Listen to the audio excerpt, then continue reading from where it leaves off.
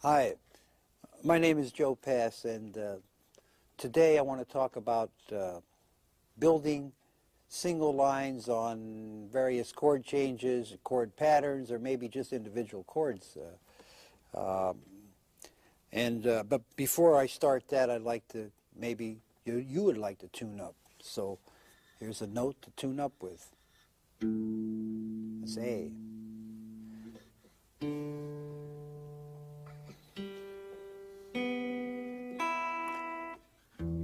You can tune to any note.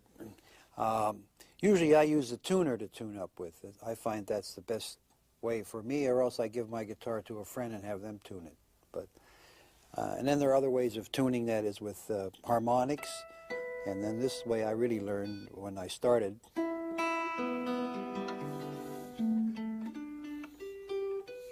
But anyway, you choose your own way. Before we go into building these single lines, I'd like to give you a little idea of how I look at chord changes.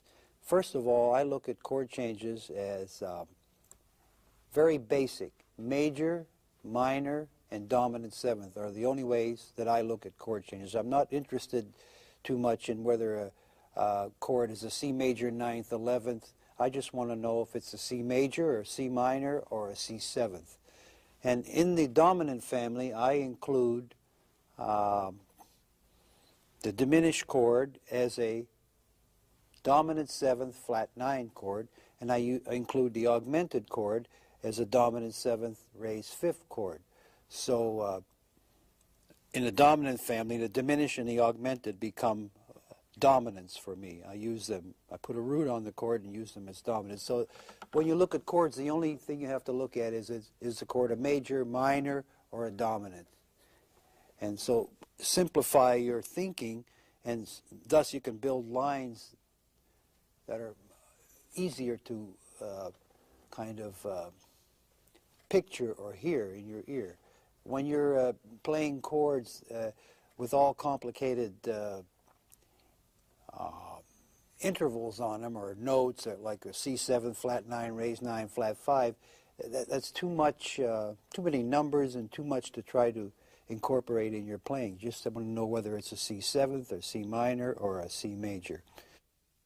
Before I finish this portion and we go on to tape some lines for you on these major, minor, and dominants, I'd like to talk a little bit about my right hand. I'm in this case using my fingers, and I play mostly with my fingers, and it's a good idea, as I have said before, to learn to play with your fingers, finger style. It's not hard to do. You just put your hand on the guitar and sit there and watch a television set for a while, and your fingers will fall the way they are most comfortable, which is not the classical way. They will fall for yourself the way they are most comfortable, and you use your fingers. You can play a lot, especially if you're playing solo guitar, you can play a lot more freer, a lot more counterpoint and so forth.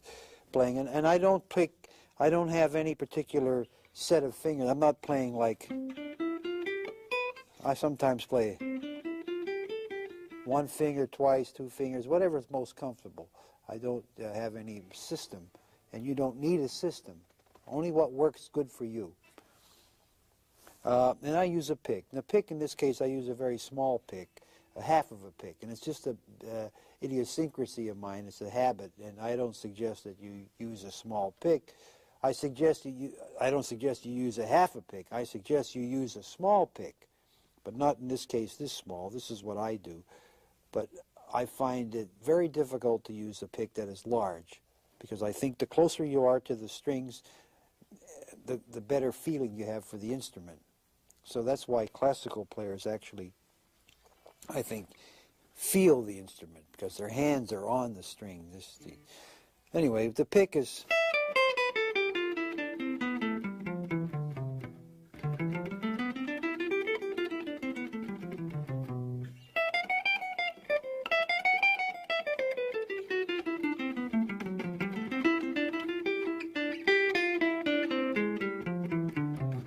When I'm on a string, it's alternate.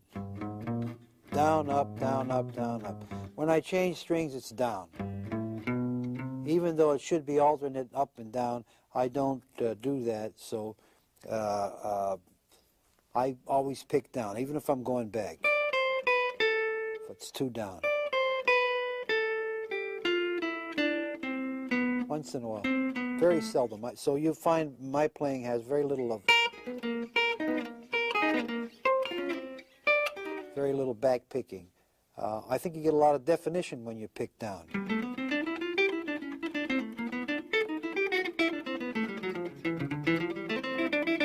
This is all, by the way, G7.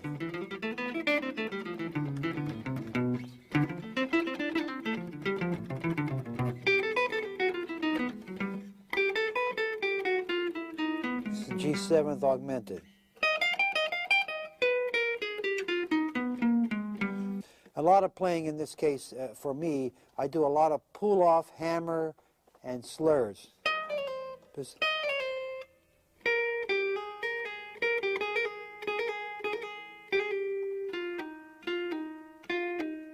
I'm picking the note.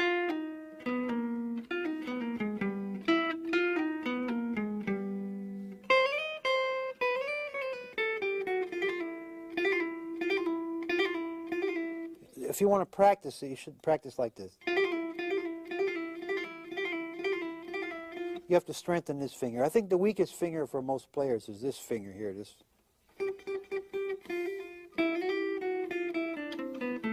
So.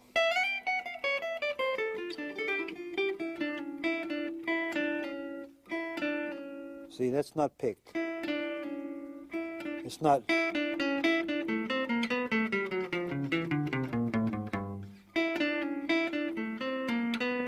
That's hammered.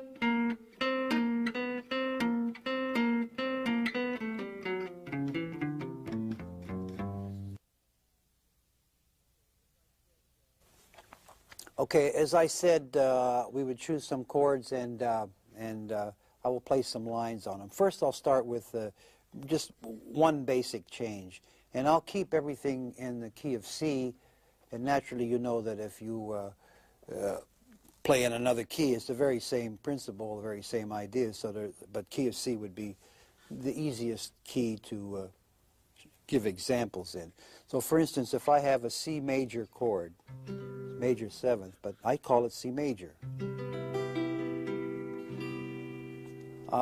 First of all, I use very little arpeggio, so you would hear very little of in my playing. Now, it's not that it's not done or it's not good, it's just that I don't do it. If I were to play a line in this, with these intervals in mind, C and B, I would play it this way.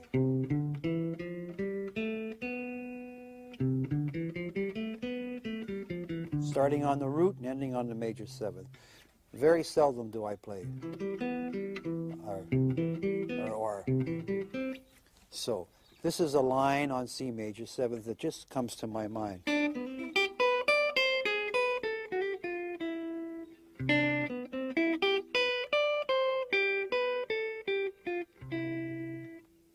And this line comes from here.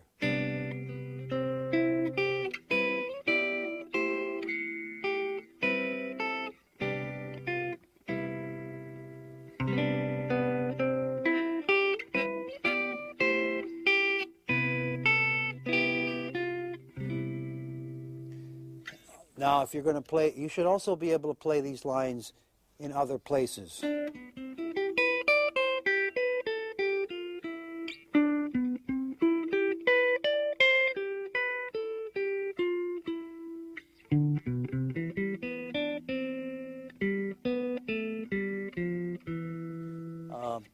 So now, once again, here's C major 7th, and here's another line.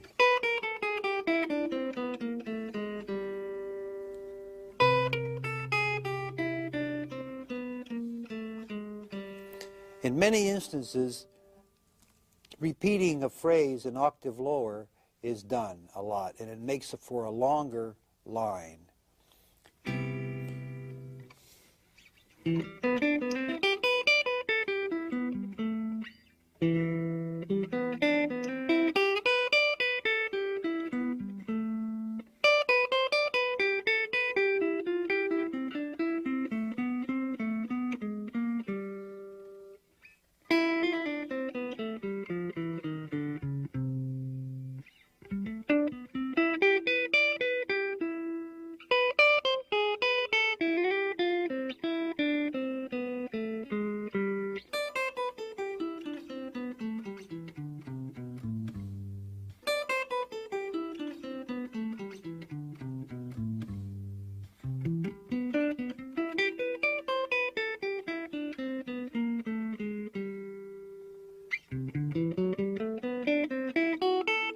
That is, in this case, using the 11th. But it has to be pure.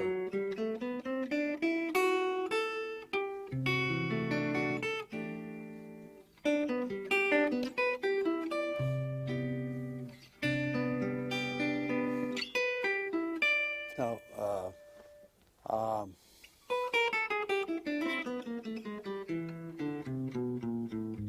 once again.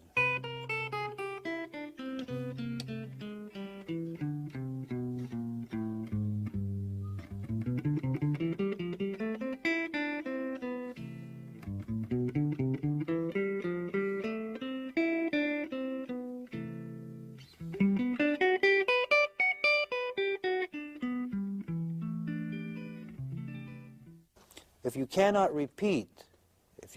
repeat the line that you played, it is obviously not anything worth playing, because it means that it didn't come from your head, and it's not music. It's maybe a kind of a geometric movement, like some people will play 3 frets across, or things like that. Which are exercises or movements, but they are not music. They are not, in a sense, your music, your identity. And the object of playing lines is to be able to have a kind of a style of playing or a identity to your playing, so that when someone hears you, they say, that's so-and-so. That's it. So if you can't repeat the line that you're playing, it means that it's not in your head. It's not in your head or your heart or somewhere, so it doesn't make any sense. So I will play a few more lines on C major 7th. Some very basic, I sometimes play. Now in that case I played on arpeggio because the arpeggio is practically spelled out in the chord form that you're holding. Another line.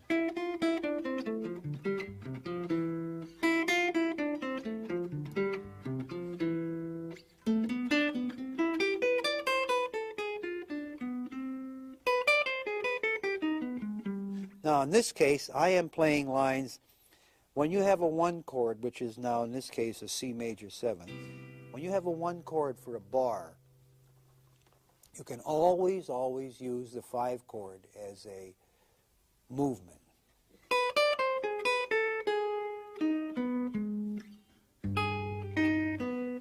In this case it's G7 flat 9. There it is.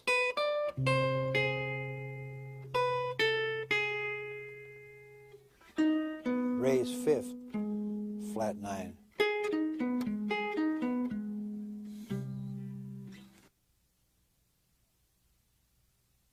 And I'm going to be assisted by my good friend Don Mock, who you won't be seeing because it's me. Go ahead.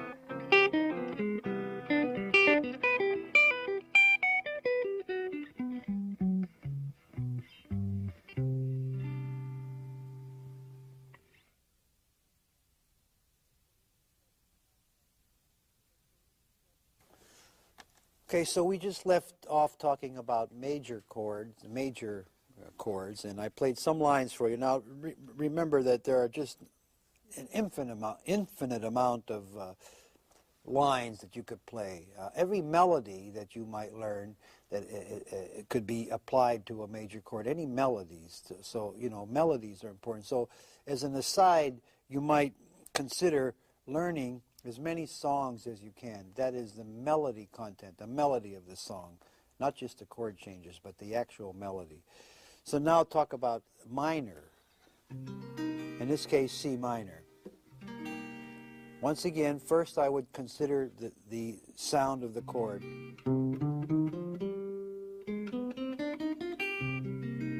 Here's maybe a line on C minor. In that case, it's an arpeggio.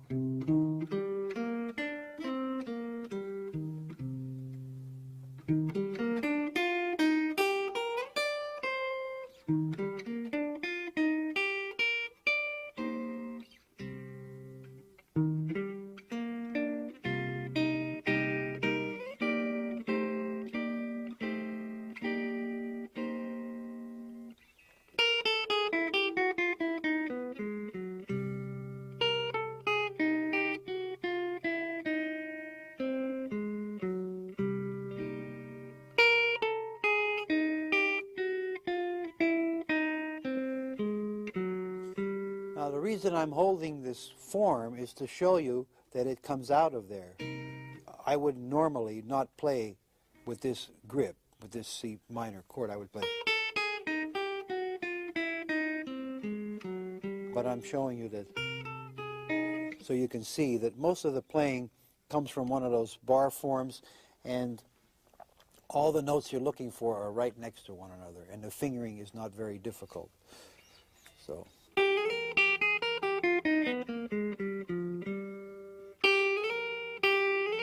Sort of a hammer, or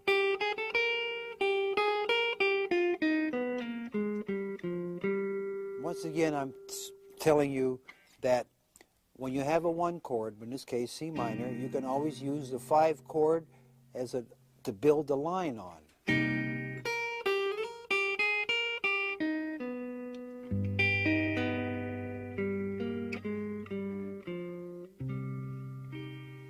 See?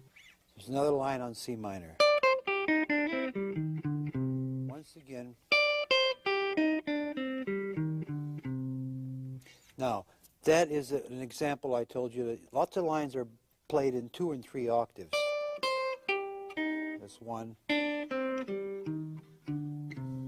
Can't go any lower. So.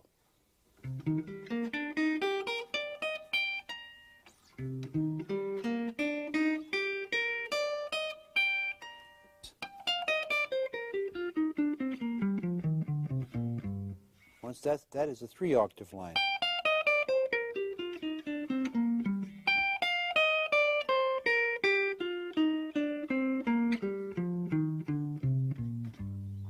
So this is also a C minor kind of a line.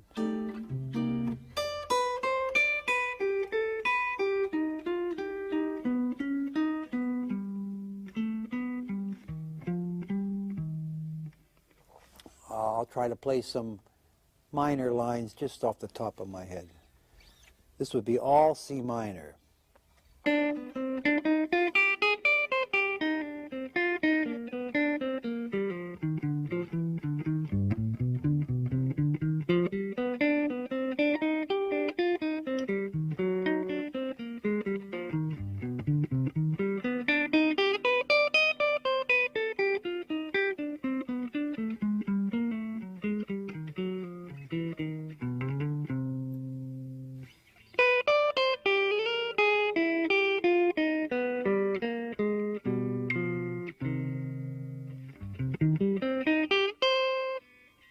Straight arpeggio.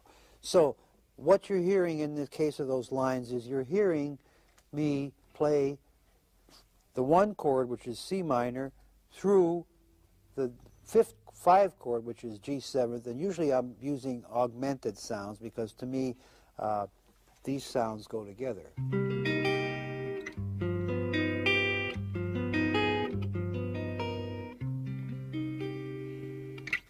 If you examine chords, you'll see, in this case, C minor 9th is a B-flat triad, which means, to me, that I could play B-flat triads against a C minor chord.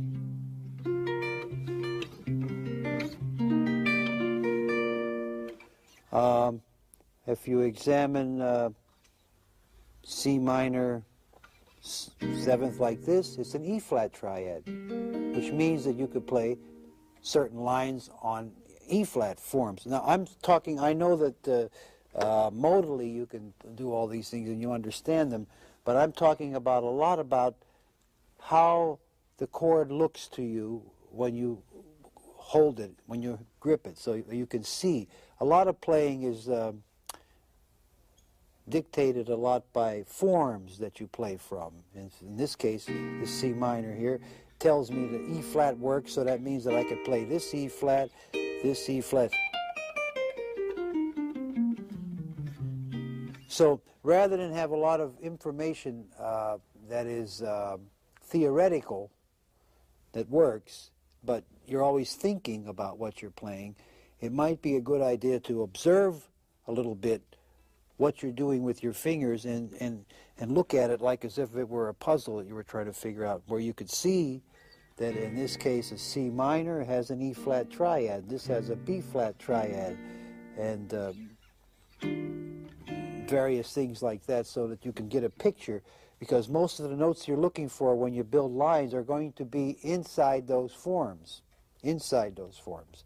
And you can do away with having to consider whether you're playing a Mixolydian mode or whether this mode, because it's very important that if you're in the key of C minor, that anything you play should relate mentally and, that is, form-wise, to C minor, and not to some thought of a mode, I think, because the guitar dictates, is laid out in such a way that if I'm playing in C minor, I don't want to know that I can use a B-flat major scale against it, because if I have B-flat major in my head, I'm not actually hearing and seeing and feeling C minor. So I always work from the root of the chord, and anything else is built on top of it. And I always consider myself, in this case, C minor. I'm in C minor, and I don't want to know about what other mode fits on it.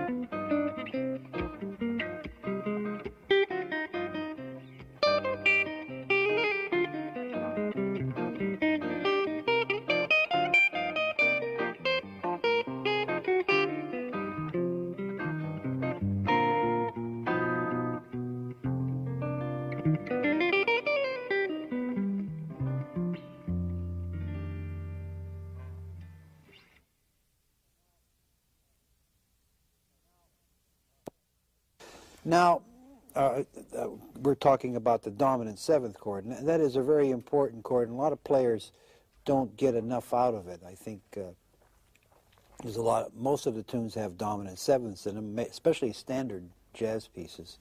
So in this case, we're talking about G7. And once again, I would think in terms of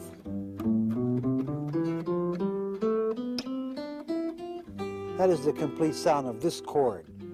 I don't look at that as a scale, though it is a scale, but to me it has this sound.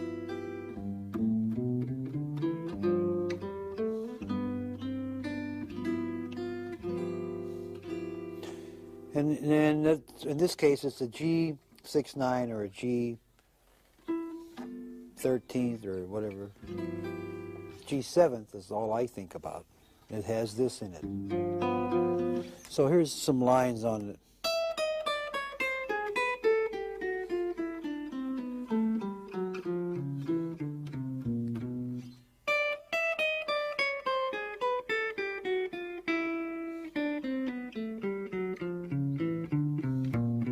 Something like that.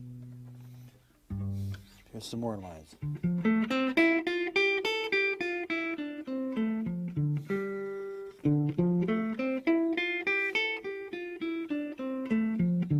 In this case, you can always use the, let's see, this is a 5 chord, and this is a 2, I believe. And by the way, when I see chord changes that have this kind of a movement, I completely disregard the D minor 7th. It doesn't enter my thinking or my, it's superfluous to go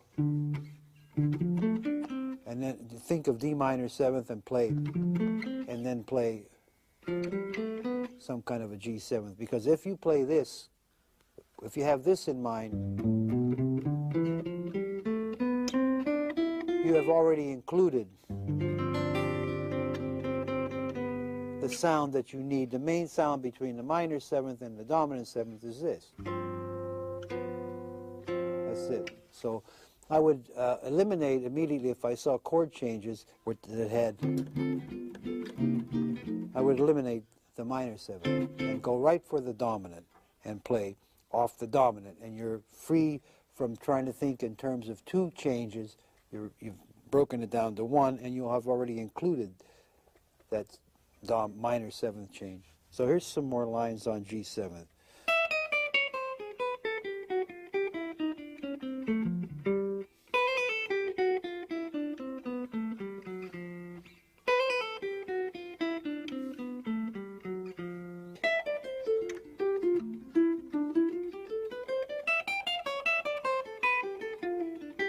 Sol G7th.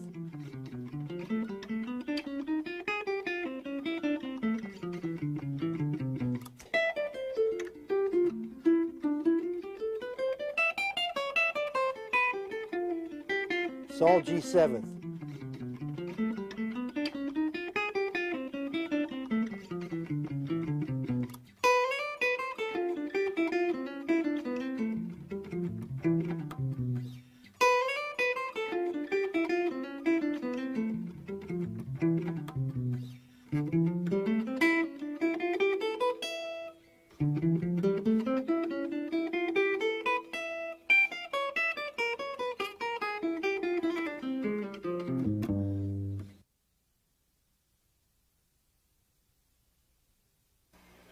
One, two, 1, 2, 3.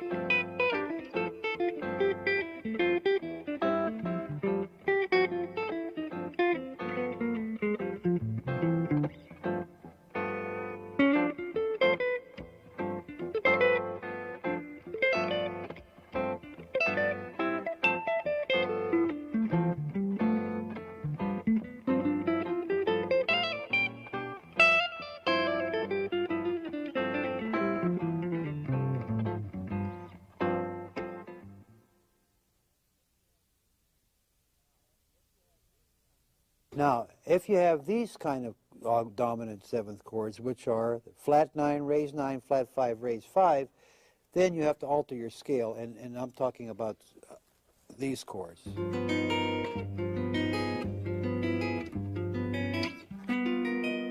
The only thing you can alter in a dominant 7th is the flat 9, raise 9, flat 5, raise 5. So you have this.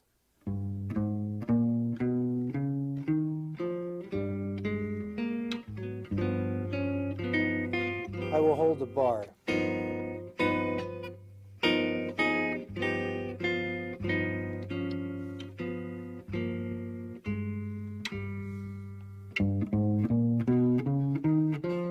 Flat 9, raise 9, regular 3rd, raise 5, flat 5, raise 5, 7th, root. So if you have those kind of chords where you have the lines are different.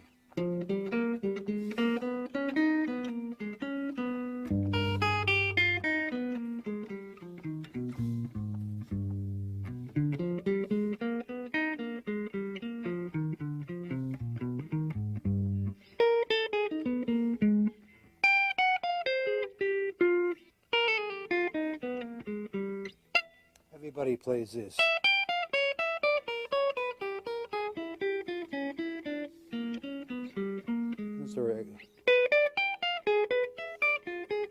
There are infinite amount of variations on that kind of a diminished.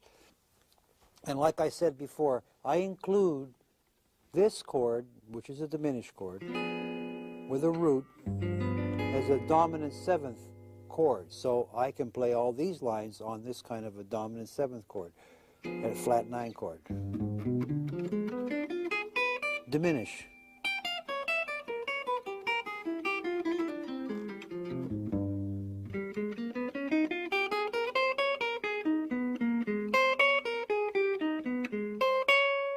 In this case, D flat is the flat 5 of G, G7. So, and I'm now thinking also of D flat as a form. You can see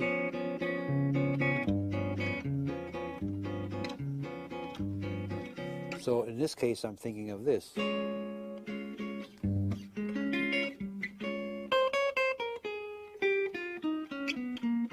So here are some lines on altered dominant seventh chords.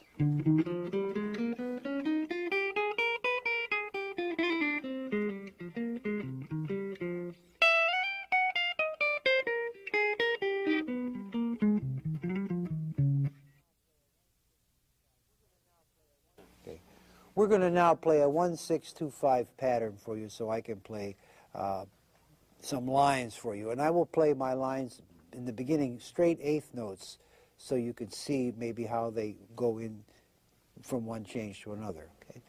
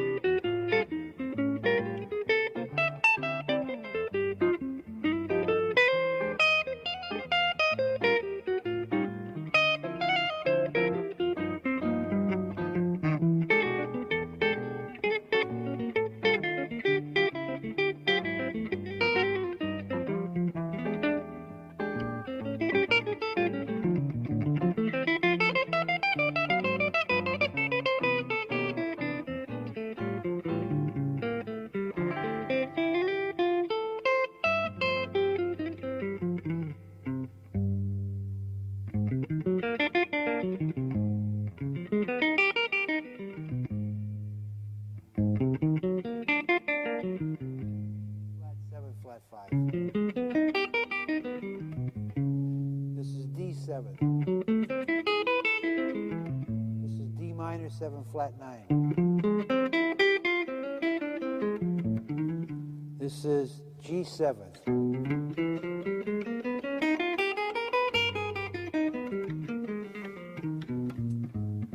This is C.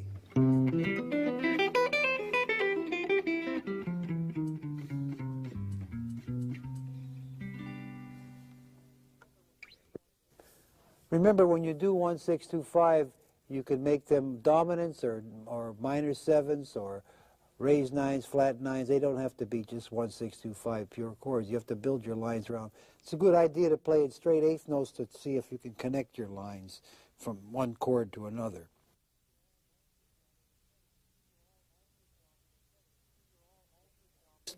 These are all altered dominant seventh chords. This is E7th altered. It's E7th raised 9. So I'm playing a line on it, which is like this. Then the next one is A7th, which is altered in another way. It is a 6 chord with a flat 9. This is a flat 9. So I'm playing.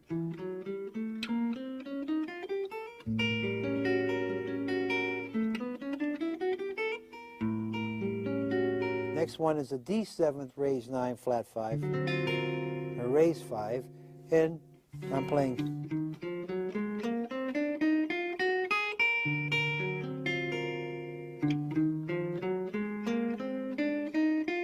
And then G, augmented, raised 9.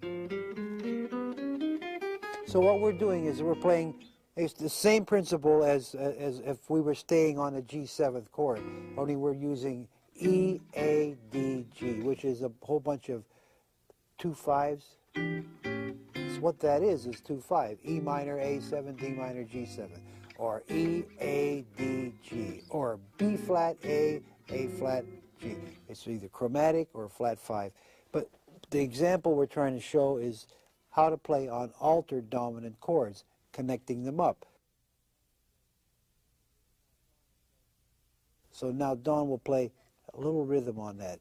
3, 4. 1 bar for each chord. 3, 4.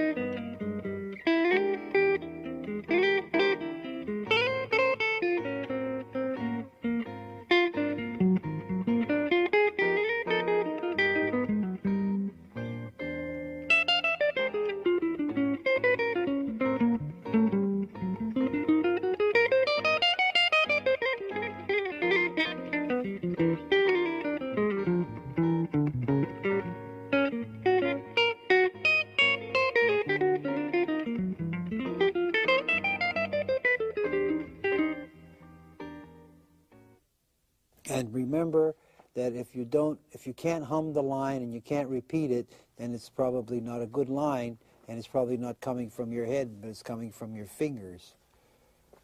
So I hope you have fun with this tape, because I'm going to eat now. I'm hungry.